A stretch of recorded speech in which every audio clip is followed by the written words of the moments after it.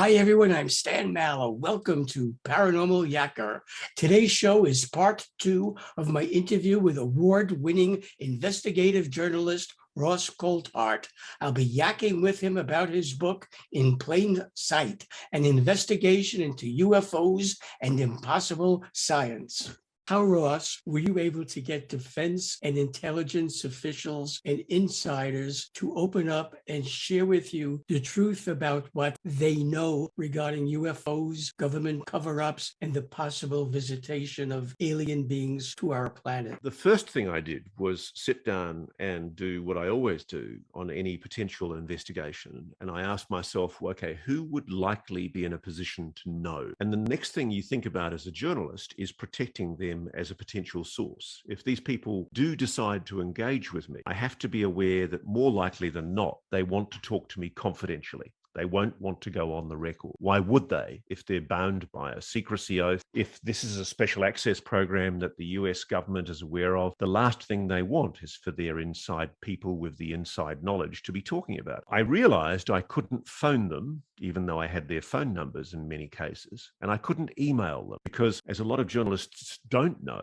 these electronic technologies leave a digital trail. They leave a fingerprint for the investigators who are trying to figure out where the leak is coming from. And so I scratched my head for a while, and then I realized that the best trick is to write an old-fashioned letter. And so I sat down and I wrote over 160 letters. It took me months. And I wrote letters that were tailored to what I suspected those people knew. Say, for example, there might be people that had worked at Area 51, the Nevada test range, the existence of which was only confirmed during the Obama administration. But I'd write to these people and I'd say, look, my name is Ross Coulthart. I'm an investigative journalist. You can check me out here. I've got a reasonable reputation as a good journalist who's credible, and I'm not in the business of making lurid or sensationalist claims. Feel free to check me out. More importantly, I want to assure you that if you choose to engage with me, I will respect your confidentiality, and this is how you can communicate with me in a secure, encrypted communications way. And I waited. And then over the course of several months, I began getting tentative engagement with people who spoke to me. And to give you an example, one of them was the former director of science and technology for the US Navy, a guy called Kovitz. He blew me away that he'd decided to contact me, but he was a lovely Brooklyn-born Jewish guy, lived in Baltimore, and sadly, he was dying from cancer when he rang me. And we spent a lot of time talking for many, many months. And then one day I asked him, I said, Nat, you know why I contacted you? And he went, yeah. And I said, I have to ask. And he went, yeah. Well, ask me in an intelligent way. And so I said, okay, have you ever been read into? Have you ever been security briefed on any secret programs involving recovered UFO, recovered alien technology? And there was this long pause. And I thought, oh, well, he's not going to. And I thought, fair enough. And then incredibly, he did answer. And he told me, yes, I have. And then that began the most extraordinary conversation where he admitted to me that he was aware, or he'd been told in special briefings, briefing him into a special access program, that the United States government had recovered multiple, he used the word multiple, including intact craft. Now, I don't know the circumstances of how this happened. This man had absolutely no reason to lie to me, absolutely none at all. And he knew the impact of what he was doing. He understood the significance of what he was telling me. But crucially, as a scientist, he felt the public had a right to know. He couldn't see any good reason for it continuing to be kept secret. And that's the issue, my friend. I think a large part of the reason why this is being kept secret is because the discoveries happened during the dark days of the Cold War, when, frankly, the US and my country and all of the Five Eyes countries were distracted by the need to combat Soviet totalitarianism. We were worried for our mortality. We were worried that any moment we'd be the victims of a first strike by an evil totalitarian empire that frankly wanted to destroy what we represented. But now that the Cold War's been over for 30 years, there are wiser heads that prevail. And in those intervening years, there have been statements made by different sections of the military and the intelligence service that frankly, I think are lies. I think they've deliberately misled the public, and this is the problem. They've dug themselves into a hole all with a lie. They've denied, I suspect I know to be the case, which is that the US does probably have recovered non-human technology and it is aware of an alien visitation to this planet. I don't think the extraterrestrial hypothesis explains what we're dealing with, and that's part of the issue. I think the explanation when the public learns it is going to be far more complex and far more interesting. But I think that there are good people in the defense and intelligence services of the US and of your country and of my country that are toying with the idea that maybe it's time to be more candid. And I think that's where we're at the moment. In 2020, after decades of denial, the U.S. Department of Defense admitted that strange aerial and underwater objects frequently reported and videoed by pilots and tracked by sensors are real, unexplained, and pose a genuine national security concern. What are those concerns? Well, fundamentally, Stan, anything, if you think about any anomalous object that is capable of breaching at hypersonic speed the sovereign territory of any nation is by definition a national security threat. And there are a lot of people who are very dismissive of the concerns of those in the military who say that it is a security threat. They poo-poo it and they say, oh, that's just an excuse. It's just being used as an excuse to try and get Congress interested. And I think to some degree they're right in the sense that there's really no evidence that whatever this intelligence is, and it is an intelligence. It does appear to be a non-human intelligent flying craft operating an anomalous object in our atmosphere, under our oceans and in orbit. And the interesting thing is they're not showing any signs of being malevolent. And if they've got technology that is as advanced as it appears to be, it could destroy us in a moment. So in the sense of a national security threat, it's not an issue of imminent harm, if you like, to the people of this world. But what I think it is more complex. There are some, and I don't know who to believe, but there are some in the national security infrastructure of the United States who've told me that they are genuinely as to what these objects are, that they accept that they're real, they accept that they are solid, they accept that they are intelligently controlled, and by definition, it's breaching very sensitive areas of US aerospace. It's been known to meddle, to interfere with the most dangerous weapon on the planet, nuclear weapon. In America, almost every single nuclear facility has been visited by these objects, and there are corroborated reports with multiple witnesses of incidents where in the United States, nuclear weapons silos have had their weapons disabled by whatever these objects are. In the USSR, the Soviet Union, before the Cold War ended, at least for the first time, there were reports in 1990, 1991 by senior former Soviet officers who told of incidents where an ICBM silo, the missiles were cycled up. They were made ready for launch, and they were literally one flick of a switch from launching nuclear Armageddon. Whatever it was demonstrating a capability to breach the security systems of the world's most sensitive nuclear weapons facility, which is by definition a massive national security threat. That's a huge issue. And that's one of the reasons I think why Congress has finally come to its senses and acknowledged, you know what, we cannot continue ignoring this. We are 30 plus years beyond the Cold War now, or at least the last Cold War. And we really do need to actually get to the bottom of this and investigate this phenomenon. We've been sticking our head in the sand for far too long. It needs to be investigated. And so that's why we're now in a really new paradigm. We're in a completely new era. I'm not dismissive of the claims that it's a national security threat, because it is. By definition, it is. These objects, on one occasion, there's a very famous report from the 1950s where NORAD tracked these objects coming down the coast of the continental USA. Both Canadian NORAD and US NORAD were notified. They scrambled fighter jets. I think they were F-108 fighter jets. And they were told to try and shoot these objects down because they were on a course for the White House. Really interesting stuff that is recorded in archival documents, declassified, formerly top secret government file, revealing a whole counter narrative to the narrative that has been pushed by the US Air Force and other air forces around the world for decades. That contrary to their assertion that there was no national security threat or flight safety threat posed by these objects, they've known for years that there is. And so the countervailing question in my brain is why? Why have they lied? Why have they deceived? What's going on here? Is it just a case that the air forces, the national security people don't like admitting that they can't protect us from something that is so technologically sophisticated? Or is it more complex than that? Is there a greater conspiracy than that? Are they trying to conceal something that they know? Are they trying to conceal evidence of recovered technology or of engagement with non-human intelligence? I just don't know. But what I do know, Stan, is that the continued ridicule, contempt, and stigma that's being directed at the subject is absurd. It's an entirely legitimate area for investigation, and it deserves mainstream media scrutiny. It deserves the scrutiny of congressional oversight committees. And indeed, if you go into your own Canadian files, the Canadian government has just in the last few weeks released new UFO files, which show thousands of incidents and reports where your UAP investigators, who supposedly didn't exist, by the way, were taking seriously the phenomenon and getting concerned about the national security of the government of Canada. And it's the same in my country. In Australia, we were testing the British nuclear weapons at a place called Maralinga in South Australia in the desert. And all through those tests, there were sightings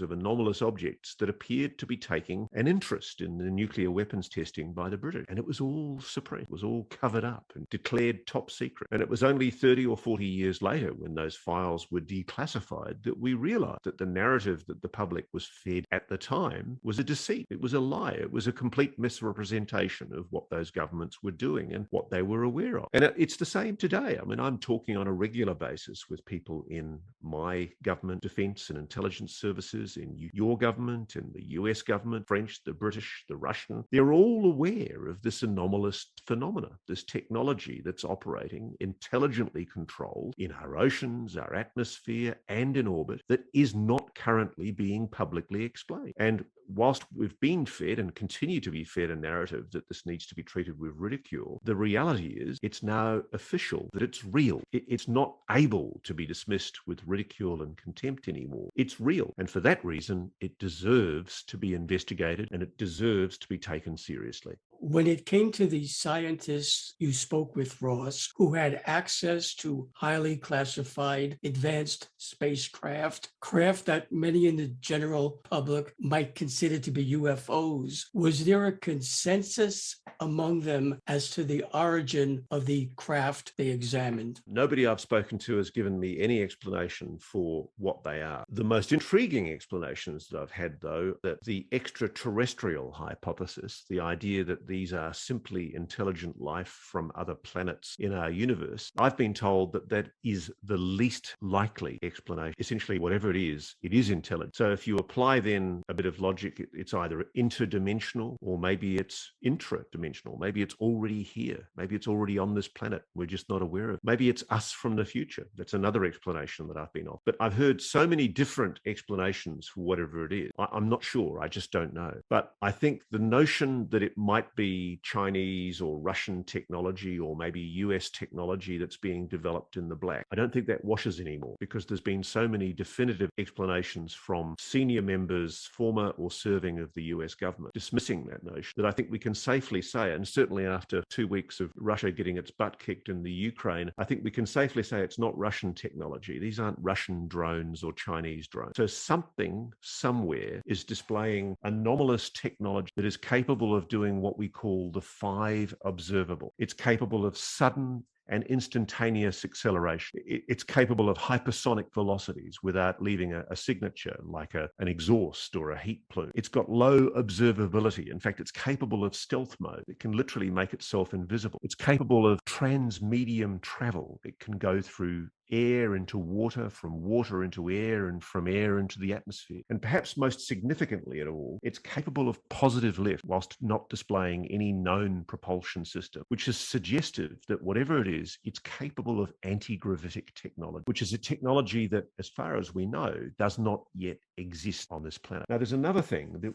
There's been documents that have been leaked from within the UFO UAP investigation task force in the Pentagon that have gone even further. They've suggested that whatever this technology is, it's capable of manipulating both physical and cognitive environment in order to penetrate US facilities, influence decision makers, and compromise national security. They're talking about things like psychotronic weapon, cognitive human interface, penetration of solid surface, the alteration or manipulation of biological organisms. Now, I don't know what this is, but that's from a briefing document that was provided to an Undersecretary of Defense by the UAP investigators in inside the Pentagon. Whatever it is, it sounds paranormal. It sounds like it's capable of actually manipulating human perception. And the scariest line there is the idea that it's capable of influencing decision making. Imagine if something is able to psychotronically, to psychologically meddle with the brain of a human being, say a world leader, for example, say an authoritarian dictator somewhere in a country not far from here. What if that dictator was being manipulated psychotronically, that his brain was not entirely his own, if he was being manipulated? That appears to be what is being suggested by a document that's become known as Slide 9, which was a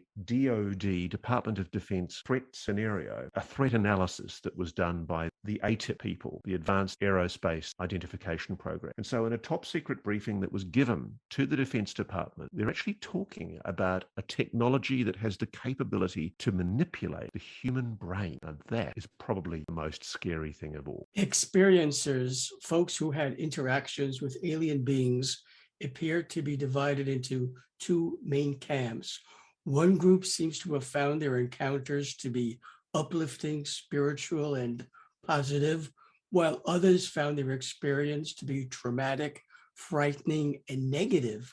Why such a difference in their reactions? I haven't been able to do enough research into the experience phenomenon to be able to reach a conclusion on that, Stan. I'm not even sure it's real, in the sense that I'm not sure that what they're engaging with are solid, real humanoid entities. I'm not really sure that what they're engaging with are solid, real. How do we know, and how do they know that what they're experiencing isn't what I just described to you, which is some kind of psychotronic meddling with their brain, some kind of manipulation of their perception or their consciousness? We just don't know, my friend. And so I'm not in a position to be able to reach a conclusion about the abduction or experience of phenomenon, because I'm just not equipped with enough information to be able to reach a conclusion. And really, the only way that we can reach a conclusion is by investigating. And largely because of the ridicule and the stigma that you and I have talked about for so many years, people have stayed away from this issue. One area that I have engaged with is cattle mutilation, because when I started looking at claims of mutilated cattle, which is endemic all around the world,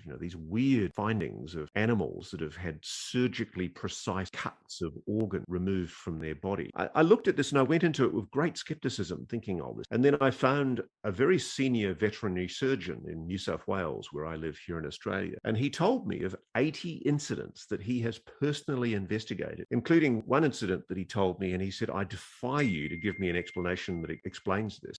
He said he found a cow on a farm and it had no external injuries. There were no external contusions or wounds that showed that the animal had been interfered with in any way, but it was dead. So the farmer asked him to do an autopsy to find out what had killed that animal. And when he opened the animal up, he discovered that one of it, I think, how many stomachs has a cow got? 3. I think it's 3 stomachs. One of the 3 stomach, which is the innermost stomach, had been surgically removed. There was no blood. It just simply wasn't there anymore. So the 3rd inner stomach of this animal had literally been surgically removed. How? Nobody knows. It's impossible using known technology. It's almost like it had been vaporized. It just didn't exist anymore. Yet that animal was dead. There was no physical contusions or wounds to show that there'd been any external interference with that animal. And that is a very frequent phenomena with the cattle mutilation issue. And at the moment, a lot of medical science still has its head in the sand on the issue of cattle mutilations. They poo-poo it and dismiss it. And yet the FBI, the Federal Bureau of Investigation, the federal police force in the United States, failed to provide an explanation for cattle mutilation after investigating 10,000 plus cases, the continental USA, a massive piece of investigation. They thought in the end they were going to find cattle rustlers or some people who were doing some kind of sophisticated abduction of animals. They were never able to reach a conclusion. And what was interesting was that in a lot of the cases, coupled with the phenomena of cattle mutilation, were UAP sightings of anomalous objects that were seen in the sky, hovering over where these animals were seen to be taken. There is a genuine mystery, and at best, all I can do as a journalist is acknowledge that the mystery is authentic. What an exciting time we live in, because this is now an opportunity for humankind to actually engage with and try to understand that mystery. And that's what I see my job at. What you have found in your investigation suggests that the world is on the cusp of extraordinary technological breakthroughs and cultural revelations. Could you expand a bit on those technological breakthroughs and cultural revelations? If it is the case, as the US Pentagon has now admitted that these anomalous, intelligently controlled solid objects are displaying positive lift that may indeed be consistent with anti-gravitic technology. It means that somewhere, someone or something has developed a technology that we do not yet have. It means that anti-gravitic technology is technologically possible. Now, there's a lot of rumors, a lot of suspicion that the United States military is secretly working on anti-gravitic technology, possibly using retrieved non-human technology. There's another consequence as well. I mean, the implications for this planet of not having to use rockets or conventional exhaust propulsion system to try and move and travel around the planet or through this universe, that's immense if that capability is possible. But there's also another likelihood that's behind these technologies. Whatever they are, they've got to have some kind of energy system that is far beyond the kind of energy that we use. I mean, at the moment, we are literally still using ground-up dinosaurs from 4 billion years ago to drive our cars and to operate our aircraft. It's quite extraordinary. We are literally relying on fossilized, hydrocarbons that have basically been dug up and extracted and purified to operate our vehicle. We do have nuclear technologies, but they're messy, they're dirty. But there's been a lot of scientific speculation for years that there is a theoretical possibility that we can harness energy from the vacuum, that literally it's possible to develop what's called 0-point energy. A square inch of literally empty space could power the planet for decades. Now, this is all theoretically possible. Whatever this technology is that's operating in our immediate environment, that's showing itself to us, it appears to have capabilities with energy that we do not yet understand. And so imagine if what we could do is actually develop those energy systems. Imagine if instead of having to worry about fossil fuel, greenhouse causing fossil fuel, imagine if overnight we could stop the emissions that are causing our planet to warm. We could overnight fix that problem instantaneously. So there's the technology that is represented by the possibilities that these anomalous objects represent are immense. They're huge. I wouldn't be surprised at all if I was an American president, I would dedicate the same kind of resource trying to crack these technologies as they did in trying to develop the Manhattan Project, the nuclear bomb in 1945. This is awesome technology. And I can see too why it would be national security sensitive. Because if you have recovered these craft, the last thing you would do as an American president or as the Joint Chief of Staff of the United States Defense Force, you wouldn't want your adversaries to know that you've got it. So we're at a very interesting point now. What is the US government going to reveal in October when it's mandated to disclose to the Congress what it knows? Is it going to admit possession of technology it previously has denied the existence of? And if it does admit the knowledge of this technology, is it going to share it with the rest of humanity? In your opinion, Ross, do you think we are nearing the time in our history when our neighbors from other planets will feel it's time for them to show themselves in full force to the masses? And when they do, how do you think they will be received? Okay, well, I don't know for sure that there are other life forms that are intelligent that are from other planets in our universe. The experts say it's highly likely that there are other intelligent life forms that are probably vastly more advanced than us, because the age of the universe is such and the age of our planet is such. Evolution dictates that there must be other intelligent life forms that are thousands, if not millions of years in the future ahead of. And I like that idea. I mean, if it's true, isn't it a lovely thought that there might be some benevolent, intelligent entity that's keeping a gentle eye on humanity as we progress from Stone Age through to the nuclear age? And maybe they're concerned about us taking our first baby steps out into the universe. Maybe they're concerned that we're irresponsible because of our use of nuclear weapons. I don't. But what excites me is the possibility of being able to engage with that intelligence, so long as it's benevolent. I mean, at the moment, there does not appear to be any demonstrated malevolence towards humanity, although there have been a few isolated instances of alleged engagements with UAPs where people have been killed or wounded or hurt. But what's not clear is whether that hurt was intentional. I think that if something is in possession of the technologies that we're talking about, they could have destroyed us thousands of years ago if they wanted to. But there is something intelligent out there, that I'm sure of. Should viewers of Paranormal Yacker want to buy In Plain Sight, an investigation into UFOs and impossible science, how can they do that?